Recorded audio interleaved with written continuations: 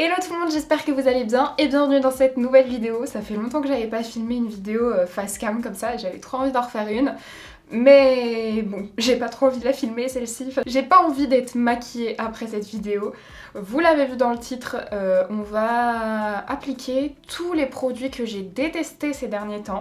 Au moins ça me fait une petite vidéo dans laquelle je peux regrouper tous les produits que j'aime pas. Donc si jamais ça peut vous éviter de faire des achats que vous allez regretter, bah écoutez c'est pas mal. Par contre, ce que je tenais à préciser c'est que on a tous un avis, une peau différente. Un produit qui peut me convenir peut ne pas vous convenir et inversement.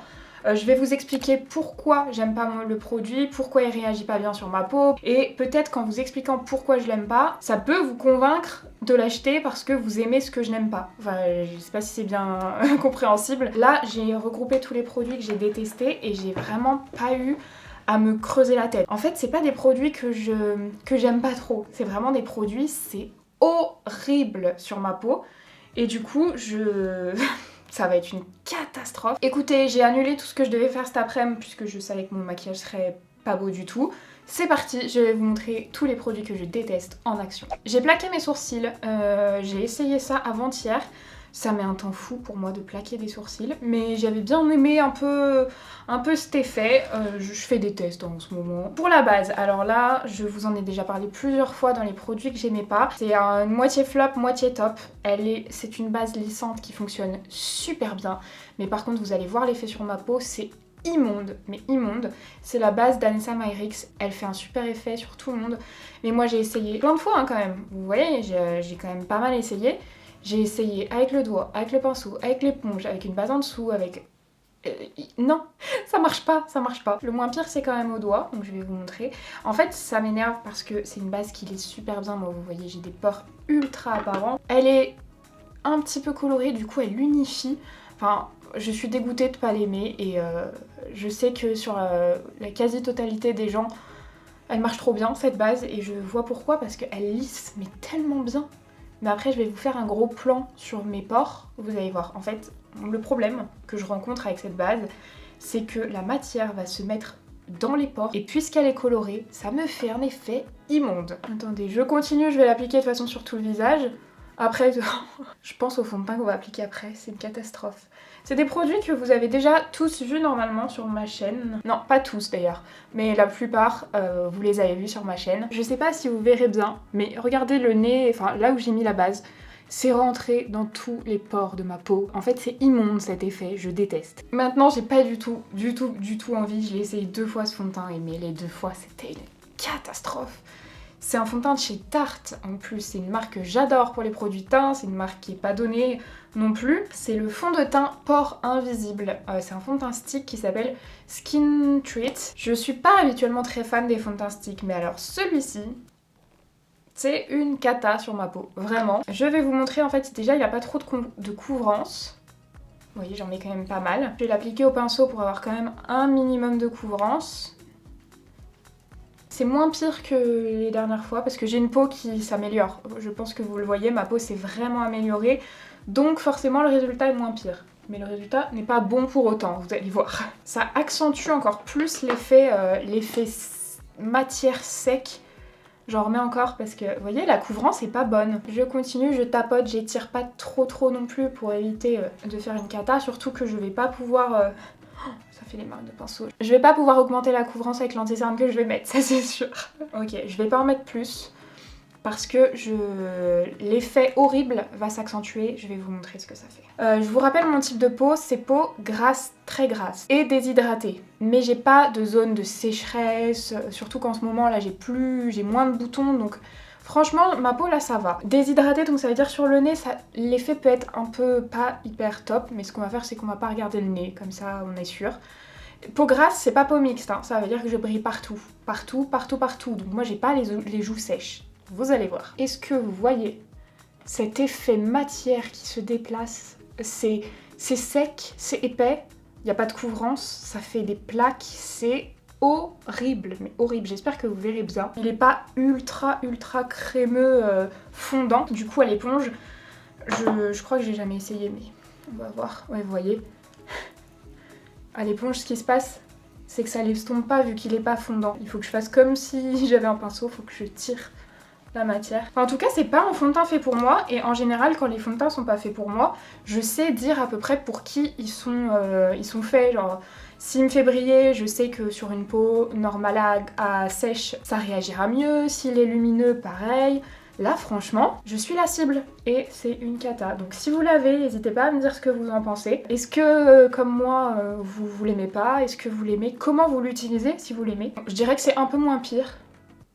Et encore. Du coup, je vais en rajouter sur mes imperfections parce que, comme je vous disais, c'est pas avec le correcteur que je vais appliquer qu'on va augmenter la couvrance. Le bronzer, alors là, du coup, c'est pas un produit que je déteste totalement. C'est pas la formule que je déteste. Les deux bronzers que je vais vous présenter, c'est la couleur qui ne me convient pas. Par contre, les formules, je les adore, vraiment. Donc c'est deux bronzers qu'il faudrait que je trouve dans d'autres teintes. On commence par le bronzer liquide. Et c'est un bronzer que je vous ai dit beaucoup aimé, mais en fait après réflexion c'est la couleur qui me va pas. C'est le Sculpt Tape de chez Tarte, encore une fois, j'adore les produits Tarte, donc en fait dès qu'ils sortent je les achète. C'est pour ça aussi qu'il y a des flops. Alors sur Sephora on a deux teintes et la mienne n'y est pas. Alors que sur le site de Tarte, là où je l'ai acheté, on a 3 et 3, 6, il y a 7 teintes. C'est beaucoup plus complet. Moi j'ai la teinte Soft Bronze, qui est la plus claire sur le site de Tarte et qui est décrit Very Fair to Fair Light Skin Tone. Et la Cool Bronze, celle qui est juste au-dessus, et comme c'est cool, peut-être que ça m'irait mieux. Mais c'est marqué pour les peaux Light Medium. Moi je suis plutôt quand même Fair Light. La formule de ce petit truc, je la trouve géniale parce que c'est entre la crème et le gel, ça s'estompe super bien. La formule, il n'y a rien à changer pour moi. Par contre, la couleur est pas tellement trop foncée, vous allez voir. C'est qu'elle est un peu trop rouge. Vous allez voir, en vrai, ça s'estompe très bien. Vous voyez, ça se fond, mais en un clin d'œil. Là, la formule est vraiment bien. Mais c'est un peu rouge comme sous-ton et il me faudrait quelque chose d'un petit peu plus doré, pas forcément froid, peu importe en fait. Après c'est marqué contour, je suis pas d'accord, c'est pas une teinte de contour, pour moi c'est une teinte de bronzer, mais trop rouge pour mon type de peau. Je vais pas en mettre trop parce qu'en plus j'ai un bronzer poudre à vous présenter. Vous voyez, une fois descendu dans le cou, je trouve qu'on voit bien là que c'est pas du tout un sous-ton pour moi, c'est très rouge. On va passer à l'anti-cerne et c'est un anti-cerne que j'ai essayé il y a quelques jours dans ma vidéo sur le maquillage naturel et bio. J'ai fait plein de super découvertes, n'hésitez pas à aller voir si ça vous intéresse. C'est un anti-cerne correcteur, donc quand on lit le nom, on se dit ça va être couvrant, puisque ça peut servir de correcteur. Et c'est donc le Essentialiste de chez Gressa. Pourtant leur fond de teint, il est couvrant pour le coup. Mais alors l'anti-cerne, je sais pas ce qu'ils ont fait. C'est tout ce que j'aime pas. Il est pas couvrant, avec un embout que j'aime pas. Et surtout, mais c'est du gras. C'est tellement gras. Il est tellement cher et il y a tellement peu de contenance. On a 2,5 ml, je crois qu'il est à plus de 30 €. Il fait rien, si ce n'est illuminer, mais il illumine parce qu'il est gras. Enfin, mais sur moi, c'est une catastrophe ce truc. Voilà, j'ai préparé ma houppette de poudre pour le poudrer assez rapidement. Je vais l'estomper. Déjà au niveau couvrance, ça fait pas grand chose. Ça illumine parce qu'il y a une base huileuse. Je poudre hyper vite. Je sais pas si vous voyez une différence avant, après. Peut-être très légère. Mais qui vaut pas du tout le coup sur mes cernes puisque quand je poudre ça assèche un peu, donc ça fronce un peu mon contour des yeux. Du coup s'il n'y a pas de couvrance, il n'y a aucun intérêt à faire ça, autant ne rien porter, mon contour des yeux est plus joli, voyez. Et ça va filer dans les plis à peu près, ça va tenir à peu près 4 minutes je pense, et après ça va filer dans les plis malgré le fait que j'ai poudré. Ce produit je suis pas du tout la cible, et pareil je vois pas qui est la cible. Un contour des yeux hyper lisse, c'est-à-dire il faut pas que vous ayez des plis sous les yeux, faut que vous ayez pas trop de cernes, et que vous aimez l'effet lumineux un peu huileux. Que vous aimez, j'ai dit. Que vous aimiez. Hein. Et voilà pour l'anti-cerne. Franchement, je ne m'exprimerai pas plus sur cet anti-cerne. C'est pas beau du tout. Purée, encore Tarte. Là, je vais vous parler d'une poudre dont je vous ai déjà parlé. Là, je suis beaucoup plus mitigée parce que je peux vous la conseiller si vous prenez pas de photos avec des flashs. Vous allez adorer cette poudre. C'est la poudre Smooth Operator Amazonian Clay Finishing Powder. C'est une poudre libre qui va venir flouter les pores, mais tellement bien. Elle floute et elle matifie super bien. Moi c'est le genre de poudre que j'utilisais beaucoup quand je travaillais en boutique. parce que on me prenait pas forcément en photo avec un flash, et c'est une poudre un peu longue tenue, donc si vous avez une grosse journée, elle est très très bien. Le seul problème c'est le reflet flashback pour moi. Donc c'est pas un gros flop, mais c'est vrai que je suis déçue qu'elle ait ce reflet flashback, parce que déjà maintenant moi j'utilise des anneaux lumineux devant moi, donc là vous allez voir des taches blanches, il y en a actuellement, hein. Attendez que j'estompe. Il n'y a pas que Tarte qui fait ça, c'est comme la poudre Kiko, c'est comme la poudre HD de chez NYX, mais je suis HD de chez NYX, je l'ai jamais bien aimée. Mais ouais, cette poudre pour lisser, elle lisse, hein, elle est vraiment bien. Là, je vais passer un pinceau sans matière pour enlever l'excès. Vous voyez mon teint là, on n'a pas de reflet particulier sur mon teint. Bon, la photo est horrible, mais au moins vous voyez toutes ces taches blanches là sur mon teint. C'est dommage ce reflet flashback parce que sinon c'est une poudre que j'aurais adorée. En bronzer poudre, alors là pareil, la formule j'aime énormément, c'est juste la couleur. Et de toute façon, je vous l'avais dit quand je l'avais essayé, c'est le bronzer de chez Il Makiage, c'est le Wannabe Mineral Baking Powder. Wannabe c'est peut-être la teinte. Mais en fait il est trop jaune, celui-ci c'est pas rouge, c'est jaune. C'est dommage parce que la formule est vraiment bien. Il est très léger, il se voit pas sur la peau, vraiment la formule est géniale. Il faut juste que je recommande en cherchant une autre teinte. On continue avec un blush invisible. C'est un blush de la marque Naming. Je l'ai acheté sur le site de Yes Style et c'est dommage parce que je me suis juste, je pense, trompée de couleur, mais je pensais pas que ça pouvait être si clair. Là pour le coup, je ne sais pas sur qui il se verra. Vous voyez, c'est un blush. Franchement, même avec une peau très claire, je l'ai mis ici. Pas là, hein. Là c'est le bronzer jaune. Attendez, je vous l'applique. Voyez. Je sais pas qui peut aller, je pense pas que ça puisse rehausser une peau très claire. Dans le pan, je me disais que oui, mais en fait non, j'ai beau en prendre énormément. Limite ça blanchit mon teint, ça va pas du tout, donc là je l'applique mais ça sert à rien, je m'arrête là. C'est la teinte Cuddly que j'ai pris, mais par contre s'ils ont d'autres teintes plus foncées, je pense que j'achèterai la prochaine fois parce que j'aime bien la formule, juste la teinte qui va pas. Alors pour les sourcils, c'est pas une histoire de packaging, le produit est nul de A à Z. Je suis quand même en train de me poser la question, est-ce que j'ai eu un défectueux, parce que c'est quand même honteux de vendre ça. C'est le liner qui s'appelle Feather Effect Brow Pen de chez Colourpop. C'est un produit qui coûte pas très cher. C'est un feutre pour les sourcils. Moi j'utilise que des feutres. La pointe est vraiment mais extrêmement fine. Je sais pas si vous pourrez voir. Et du coup ça me plaisait beaucoup. J'ai même pas pu faire un sourcil qui marchait déjà plus. Donc là je l'ai pas réutilisé depuis, on va voir. Et bah écoutez, il s'est un petit peu réactivé. Je vais pouvoir faire quand même 2-3 petits coups de pinceau. La teinte ça va pas par contre, elle est trop chaude. C'est quoi que j'ai pris? C'est medium brown. Il faut que j'appuie super fort en fait pour qu'il marque. Et du coup je fais des gros traits. J'arrive pas à faire du poil à poil avec, alors que normalement c'est fait pour, enfin je sais pas. Si vous cherchez un feutre, j'aime beaucoup ce de chez NYX. Ouais non ça y est, il marche plus. Bah super, j'ai fait la queue d'un sourcil mais pas l'autre. Si vous cherchez un feutre à sourcil, il y en a chez NYX qui sont très bien, chez Glossier aussi, ils sont très bien. Le Colourpop c'est un vrai feutre avec une pointe feutre, alors que le NYX c'est une forme feutre mais avec une pointe pinceau. Vous savez, comme les liners que j'aime bien. Bah c'est le même principe du coup. Avant de passer à la suite, je vais vous faire un gros plan sur mon teint qui est horrible. Sur la peau, c'est pas beau du tout. On a l'effet dans les pores, ça fait sec, c'est pas homogène. Il y a absolument rien qui va. Si je lève les yeux, vous voyez que malgré le fait qu'on ait zéro couvrance et que j'ai poudré, l'anti-cerne est entièrement parti dans les petits plis ici. Voilà, là on est vraiment sur une routine à 100% qui ne me convient pas, que ce soit au niveau des formules, des teintes, il n'y a rien qui va. Je suis pas orange, c'est déjà ça. De loin, si je m'éloigne beaucoup, peut-être on peut se dire que ça passe. Et alors pour la palette, pour le moment c'est pas un gros flop. Je l'ai utilisé une seule fois, vite fait, mais très vite fait. Et je l'ai pas trop aimé. Mais on va voir si elle reste dans cette catégorie flop ou pas. Vous l'avez jamais vu parce que quand je l'ai utilisée c'était vite fait toute seule. C'est la palette de chez Not Cosmetics, c'est la Love at First Sight 203 Freedom to Be. Déjà je suis pas trop fan de l'harmonie, mais on a un beige, on a des fards un petit peu lumineux. C'était pas une catastrophe quand je l'ai essayé, mais franchement, ça valait pas le coup de se dire il me faut cette palette. Je vais donc commencer par appliquer le fard beige plus jaune, parce que là on a un beige rosé, sous le sourcil. Là pour le coup, nickel, bien pigmenté.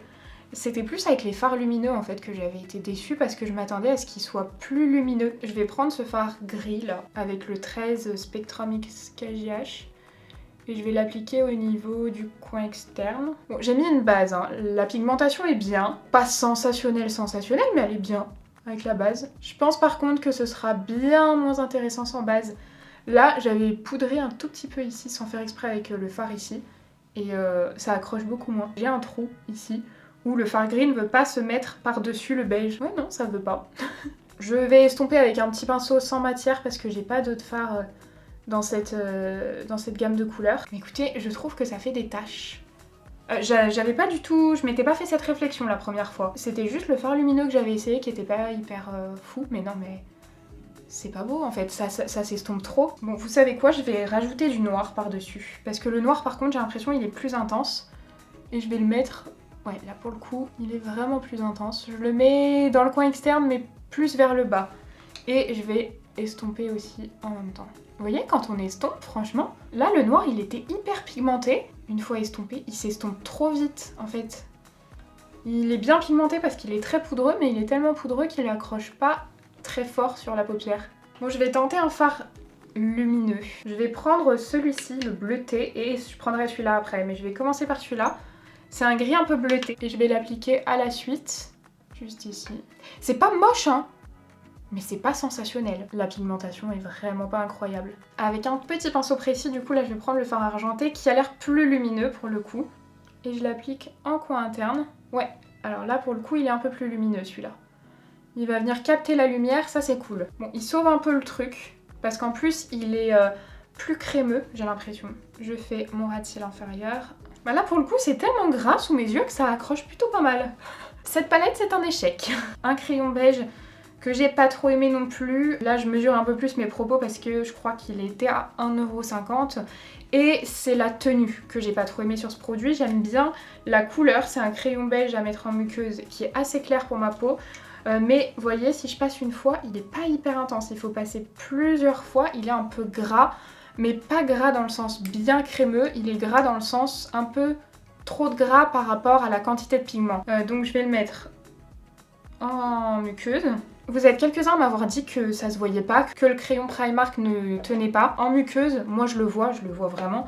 J'aurais aucun intérêt à vous dire qu'il tient pas s'il tient. Après, vous voyez, sur le moment, sur le coup là, il fait son job. En mascara, c'est un mascara de chez Pixi, c'est le Large Lash Mascara. C'est juste un mascara beaucoup trop naturel pour moi. J'aime les effets fossiles. Il a vraiment une très grosse brosse, donc on s'attend à ce qu'il fasse un très beau volume, ce qui n'est pas du tout le cas. Si vous aimez les effets volume naturel, peut-être que du coup ça vous plaira. Pour les mascaras, vraiment c'est une question de goût. J'ai terminé avec les cils, vous voyez, on les voit... Enfin vous voyez, non vous voyez pas, on les voit presque pas. J'étais en train de regarder les produits pour les lèvres du coup. J'arrive pas à me souvenir, il me semble que cette gamme dans les foncés de chez NYX, c'est le Smooth Sweep. J'aime beaucoup l'éclair. Je les trouve très jolis sur les lèvres. Juste ouais, l'odeur je suis pas hyper fan mais bon c'est pas grave. Mais de mémoire les foncés sont pas hyper opaques. Je vais essayer mais je crois que pour les lèvres il n'y avait pas de grand flop. Là je prends un crayon Huda Beauty, c'est pas du tout un flop. Et du coup je vais appliquer la teinte Velvet Robe. Ah si, l'opacité est bonne. Non, bah c'était pas eux dont je me souviens. J'espère que ça vous aura plu ce joli make-up.